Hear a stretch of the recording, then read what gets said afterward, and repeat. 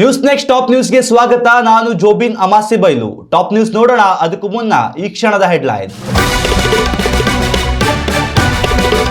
Cockroach Janata ಪಾರ್ಟಿಗೆ big shock. Social ಮೀಡಿಯಾದಲ್ಲಿ sensation ಸೃಷ್ಟಿಸಿದ ಬೆನ್ನಲ್ಲೇ ಬ್ಯಾನ್. 13 ಮಿಲಿಯನ್ ಫಾಲೋವರ್ಸ್ ದಾಟಿದ ಸಿಜೆಪಿ ಇನ್ನಿಲ್ಲ. ಉತ್ತರ ಕನ್ನಡ ಜಿಲ್ಲೆಯ ಬಹುದಿನಗಳ ಕನಸು ನನಸು. ಕಾರವಾರದಲ್ಲಿ ಶೀಘ್ರದಲ್ಲೇ 200 ಹಾಸಿಗೆಗಳ ಮಲ್ಟಿ ಸ್ಪೆಷಾಲಿಟಿ ಹಾಸ್ಪಿಟಲ್.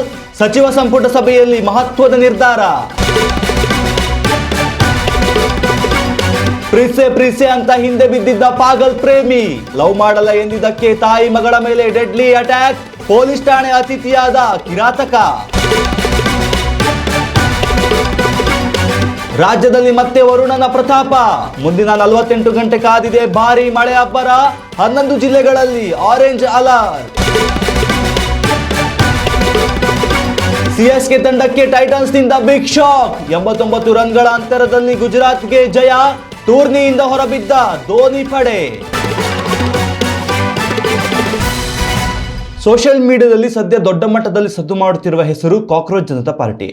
ತಮಾಷೆಗೆಂದು ಅಭಿಜಿತ್ ದಿಪ್ಕಿ ಎಂಬುವರು ಸ್ಥಾಪಿಸಿದ ಕಾಕ್ರೋಚ್ ಜನತಾ ಪಾರ್ಟಿ ಸೋಷಿಯಲ್ ಮೀಡಿಯಾದಲ್ಲಿ ಸಿಕ್ಕಾಪಟ್ಟೆ ವೈರಲ್ ಆಗಿದ್ದು ಹೊಸ ಸೆನ್ಸೇಷನ್ ಕ್ರಿಯೇಟ್ ಮಾಡಿತ್ತು. ಬರೋಬ್ಬರಿ 13 ಮಿಲಿಯನ್ ಫಾಲೋವರ್ಸ್ ಗಳಿಸಿದ್ದ ಈ ಕಾಕ್ರೋಚ್ ಜನತಾ ಪಾರ್ಟಿ ಎಕ್ಸ್ ಖಾತೆಯನ್ನ ಭಾರತದಲ್ಲಿ ತಡೆ ಹಿಡಿಯಲಾಗಿದೆ.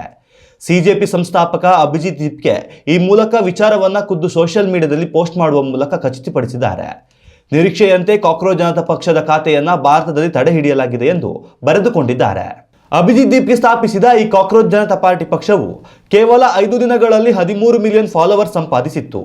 ವಿಪರ್ಯಾಸ ಎಂದರೆ ಈ ಪಕ್ಷದ ಫಾಲೋವರ್ಸ್ ಸಂಖ್ಯೆ ಬಿಜೆಪಿಗಿಂತಲೂ ಜಾಸ್ತಿ ಆಗಿತ್ತು. ಎಕ್ಸ್ನಲ್ಲಿ ಕಾಕ್ರೋಚ್ ಜನತಾ ಪಾರ್ಟಿಯ ಕ್ರೇಜ್ ಹೆಚ್ಚುತ್ತಿರುವ ನಡುವೆ ಬ್ಯಾನ್ ಶಾಕ್ ಕೂಡ ಎದುರಾಗಿದೆ. ಈಗ ಕಾಕ್ರೋಚ್ ಜನತಾ ಪಾರ್ಟಿ ಫಾಲೋ ಮಾಡಲು ಯತ್ನಿಸುವವರಿಗೆ ಕಾನೂನು ಸುವ್ಯವಸ್ಥೆ ಅಥವಾ ಕಾನೂನು ಪ್ರತಿಕ್ರಿಯೆಯ ಭಾಗವಾಗಿ ಈ ಹ್ಯಾಂಡಲ್ ಅನ್ನು ತಡೆ ಹಿಡಿಯಲಾಗಿದೆ ಎಂಬ ಸಂದೇಶ ಬರುತ್ತಿದೆ ಎನ್ನಲಾಗಿದೆ. ಕಾಕ್ರೋಚ್ ಜನತಾ ಪಾರ್ಟಿಯು ಹಾಸ್ಯದ ವಿಚಾರಕ್ಕಾಗಿ ಸ್ಥಾಪನೆಗೊಂಡಿತ್ತು. ಆದರೆ ಸೋಷಿಯಲ್ ಮೀಡಿಯಾದಲ್ಲಿ ಭಾರಿ ಬೆಂಬಲವನ್ನು ಗಳಿಸಿತ್ತು. ಎಲ್ಲೆಡೆ ಸಿಜೆಪಿ ಪಕ್ಷದ ಸುದ್ದಿಯೇ ಕೇಳಿ ಬರುತ್ತಿತ್ತು.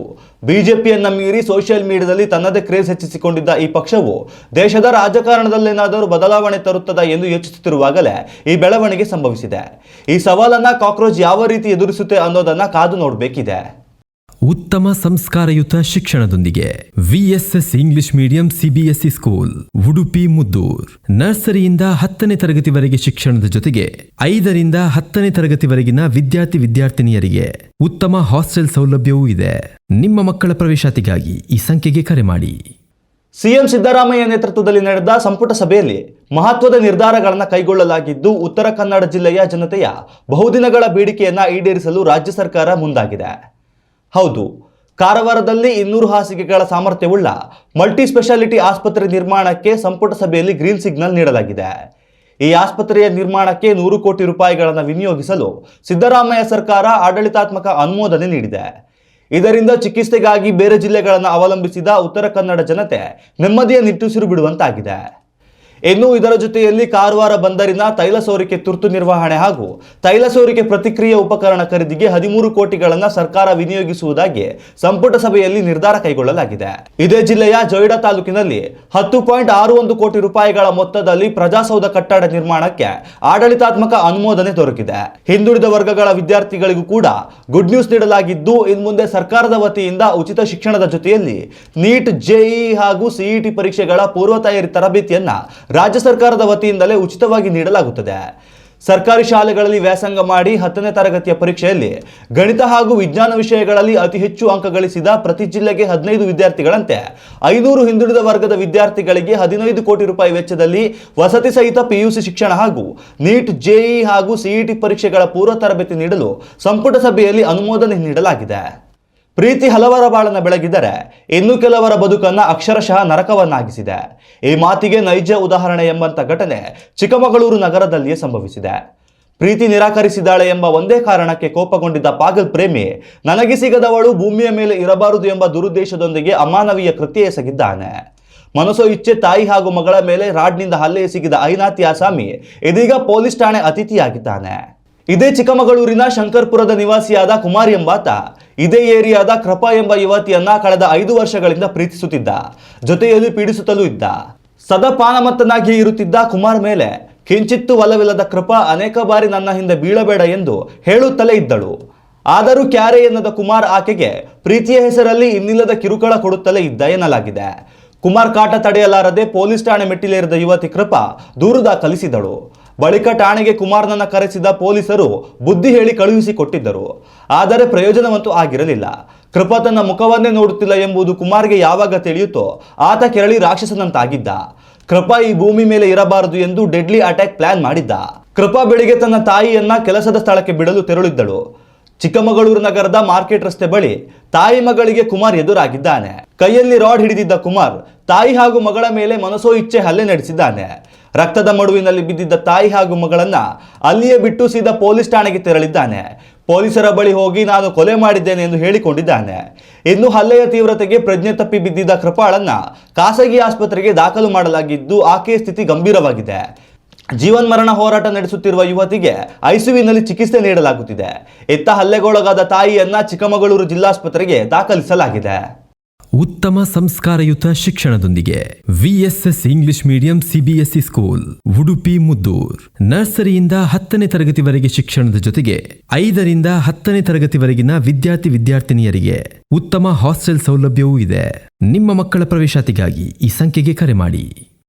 ಕಳೆದೆರಡು ದಿನಗಳಿಂದ ಕೊಂಚ ಬಿಡುವು ನೀಡಿದ್ದ ವರುಣದೇವ ಇದೀಗ ಮತ್ತೆ ಆರ್ಭಟಿಸಲು ಸಜ್ಜಾಗಿದ್ದಾನೆ. ಕರಾವಳಿ ಹಾಗೂ ಒಳನಾಡಿನಲ್ಲಿ ಉಂಟಾಗಿರುವ ಹವಾಮಾನ ಬದಲಾವಣೆ ಹಿನ್ನೆಲೆಯಲ್ಲಿ ಮುಂದಿನ 2 ದಿನಗಳ ಕಾಲ ರಾಜ್ಯದ ಪ್ರಮುಖ ಜಿಲ್ಲೆಗಳಲ್ಲಿ ಭಾರೀ ಪ್ರಮಾಣದಲ್ಲಿ ಮಳೆ ಸುರಿಯುವ ಮುನ್ಸೂಚನೆಯನ್ನ ಹವಾಮಾನ ತಜ್ಞರು ನೀಡಿದ್ದಾರೆ. ರಾಜ್ಯದ ಒಟ್ಟು 11 ಜಿಲ್ಲೆಗಳಲ್ಲಿ ವಾಡಿಕೆಗಿಂತ ಅತಿ ಹೆಚ್ಚು ಮಳೆಯಾಗುವ ಗಂಡಾಂತರ ಎದುರಾಗಿದ್ದು, ಮುನ್ನೆಚ್ಚರಿಕಾ ಕ್ರಮವಾಗಿ ಹವಾಮಾನ ಇಲಾಖೆಯು ಈ ಭಾಗಗಳಲ್ಲಿ ಹೈ ಅಲರ್ಟ್ ಜಾರಿಗೊಳಿಸಿದೆ. ರಾಜಧಾನಿ ಬೆಂಗಳೂರು ನಗರ, ಬೆಂಗಳೂರು ಗ್ರಾಮಾಂತರ, ಕೋಲಾರ, ಚಿಕ್ಕಬಳ್ಳಾಪುರ, ತುಮಕೂರು, ರಾಮನಗರ ಜಿಲ್ಲೆಗಳು ಸೇರಿದಂತೆ ಉತ್ತರ ಕರ್ನಾಟಕದ ಗದಗ, ಕೊಪ್ಪಳ, ಬಾಗಲಕೋಟೆ, ರಾಯಚೂರು ಹಾಗೂ ಯಾದಗಿರಿ ಜಿಲ್ಲೆಗಳಲ್ಲಿ ಜಲಪ್ರಳಯದಂಥ ಪರಿಸ್ಥಿತಿ ನಿರ್ಮಾಣವಾಗುವ ಆತಂಕವಿದೆ. ಹೀಗಾಗಿ ಈ ಜಿಲ್ಲೆಗಳಿಗೆ ಆರೆಂಜ್ ಅಲರ್ಟ್ ಘೋಷಿಸಲಾಗಿದೆ. ಮಾನ್ಸೂನ್ ಪೂರ್ವ ಮಾರುತಗಳ ಪ್ರಭಾವದಿಂದಾಗಿ ರಾಜ್ಯದ ಇನ್ನುಳಿದ ಜಿಲ್ಲೆಗಳಿಗೂ ವರುಣನ ತಾಪ ತಟ್ಟಲಿದೆ. ಬೆಳಗಾವಿ, ಧಾರವಾಡ, ಹಾವೇರಿ, ವಿಜಯನಗರ, ಬಳ್ಳಾರಿ ಮತ್ತು ಶಿವಮೊಗ್ಗದ ಜನರಿಗೆ ಸಾಧಾರಣ ಮಳೆ ಸಿಂಚನವಾಗಲಿದೆ. ಇದರೊಂದಿಗೆ ದಕ್ಷಿಣ ಒಳನಾಡಿನ ದಾವಣಗೆರೆ, ಚಿತ್ರದುರ್ಗ, ಚಿಕ್ಕಮಗಳೂರು, ಹಾಸನ, ಕೊಡಗು, ಮಂಡ್ಯ, ಮೈಸೂರು ಹಾಗೂ ಚಾಮರಾಜನಗರದಲ್ಲೂ ಮೋಡ ಕವಿದ ವಾತಾವರಣದೊಂದಿಗೆ ಗುಡುಗಿನ ಅಬ್ಬರ ಜೋರಾಗಿರಲಿದೆ. ಕರಾವಳಿಯ ಉಡುಪಿ, ದಕ್ಷಿಣ ಕನ್ನಡ ಮತ್ತು ಉತ್ತರ ಕನ್ನಡದ ಘಟ್ಟ ಪ್ರದೇಶಗಳಲ್ಲಿ ಸಂಜೆ ವೇಳೆ ಸಿಡಿಲು ಬಡಿಯುವ ಸಾಧ್ಯತೆ ಹೆಚ್ಚಿದೆ. ಇದೇ ತಿಂಗಳ ಮೇ 30ರ ಸುಮಾರಿಗೆ ಕೇರಳ ಹಾಗೂ ಕರ್ನಾಟಕ ಕರಾವಳಿಗೆ ಅಧಿಕೃತವಾಗಿ ಮುಂಗಾರು ಪ್ರವೇಶಿಸಬೇಕಿತ್ತು. ಆದರೆ ಅರಬ್ಬಿ ಸಮುದ್ರ ಹಾಗೂ ಹಿಂದೂ ಮಹಾಸಾಗರದಲ್ಲಿ ತೇವಾಂಶ ಕೊರತೆ ಕಂಡು ಬಂದಿದ್ದು ಮಾರುತಗಳ ಚಲನೆಗೆ ಹಿನ್ನಡೆಯಾಗಿದೆ. ಹೀಗಾಗಿ ಈ ಬಾರಿ ಸಕಾಲಕ್ಕೆ ಮುಂಗಾರು ಮಳೆ ಬರುವ ನಿರೀಕ್ಷೆಗಳು ಹುಸಿಯಾಗುತ್ತಿವೆ ಎಂದು ಹವಾಮಾನ ಇಲಾಖೆ ಕಳವಳ ವ್ಯಕ್ತಪಡಿಸಿದೆ. ಐಪಿಎಲ್ನ ಅತ್ಯಂತ ನಿರ್ಣಾಯಕ ಪಂದ್ಯದಲ್ಲಿ ಚೆನ್ನೈ ಸೂಪರ್ ಕಿಂಗ್ಸ್ ವಿರುದ್ಧ ಗುಜರಾತ್ ಟೈಟನ್ಸ್ ಸಂಘಟಿತ ಪ್ರದರ್ಶನ ನೀಡಿ ಬೀಗಿದೆ. ಉಭಯ ತಂಡಗಳ ಪಾಲಿಗೆ ಅತ್ಯಂತ ಮಹತ್ವದಾಗಿದ್ದ ಈ ಕೊನೆಯ ಲೀಗ್ ಹೋರಾಟದಲ್ಲಿ ಚೆನ್ನೈ ತಂಡವನ್ನು ಹೀನಾಯವಾಗಿ ಮಣಿಸಿದ ಶುಭ್ಮನ್ ಗಿಲ್ ಪಡೆ ಪಾಯಿಂಟ್ಸ್ ಟೇಬಲ್ನಲ್ಲಿ ದ್ವಿತೀಯ ಸ್ಥಾನವನ್ನು ತನ್ನದಾಗಿಸಿಕೊಂಡಿದೆ. ಇದರೊಂದಿಗೆ ಹಾಲಿ ಚಾಂಪಿಯನ್ಸ್ ರಾಯಲ್ ಚಾಲೆಂಜರ್ಸ್ ಬೆಂಗಳೂರು ಅಗ್ರಸ್ಥಾನದಲ್ಲೇ ಭದ್ರವಾಗಿ ಉಳಿದುಕೊಂಡಿದೆ. ಟಾಸ್ ಸೋತರೂ ಮೊದಲು ಬ್ಯಾಟಿಂಗ್ ಮಾಡುವ ಅವಕಾಶ ಪಡೆದುಕೊಂಡ ಗುಜರಾತ್ ಟೈಟನ್ಸ್ಗೆ ಆರಂಭಿಕ ಜೋಡಿ ಭದ್ರ ಬುನಾದಿ ಹಾಕಿಕೊಟ್ಟಿತು. ನಾಯಕ ಶುಭ್ಮನ್ ಗಿಲ್ 37 ಎಸೆತಕ್ಕೆ 64 ರನ್ಗಳನ್ನು ಗಳಿಸಿದ್ರೆ ಸಾಯಿ ಸುದರ್ಶನ್ 53 ಎಸೆತಗಳಲ್ಲಿ 84 ರನ್ಗಳನ್ನು ಕಲೆ ಹಾಕಿದ್ರು. ಮೊದಲ ವಿಕೆಟ್ಗೆ 125 ರನ್ಗಳ ಜೊತೆಯಾಟವಾಡಿದ ಈ ಜೋಡಿ ಸಿಎಸ್ಕೆ ಬೌಲರ್ಗಳನ್ನು ದಂಡಿಸುವಲ್ಲಿ ಯಶಸ್ವಿಯಾಯಿತು. ಇವರಿಬ್ಬರ ನಿರ್ಗಮನದ ಬಳಿಕ ಕ್ರೀಸ್ಗಿಳಿದ ಅಬ್ಬರದ ಆಟಗಾರ ಜೋಸ್ ಬಟ್ಲರ್ ಕೇವಲ 27 ಎಸೆತಗಳಲ್ಲಿ 4 ಭರ್ಜರಿ ಸಿಕ್ಸರ್ ಸಿಡಿಸಿ ಅಜಯ 57 ರನ್ ಚಚ್ಚಿದರು. ಈ ಮೂವರ ಸ್ಫೋಟಕ ಅರ್ಧಶತಕಗಳ ಬಲದಿಂದ ಗುಜರಾತ್ ನಿಗದಿತ 20 ಓವರ್ಗಳಲ್ಲಿ 229 ರನ್ಗಳ ದೈತ್ಯ ಮೊತ್ತ ಏರಿಸಿತು. ಈ ಬೃಹತ್ ಗುರಿ ಬೆನ್ನಟ್ಟಿದ ಚೆನ್ನೈ ಸೂಪರ್ ಕಿಂಗ್ಸ್ ಆರಂಭದಲ್ಲೇ ಆಘಾತ ಎದುರಿಸಿತು.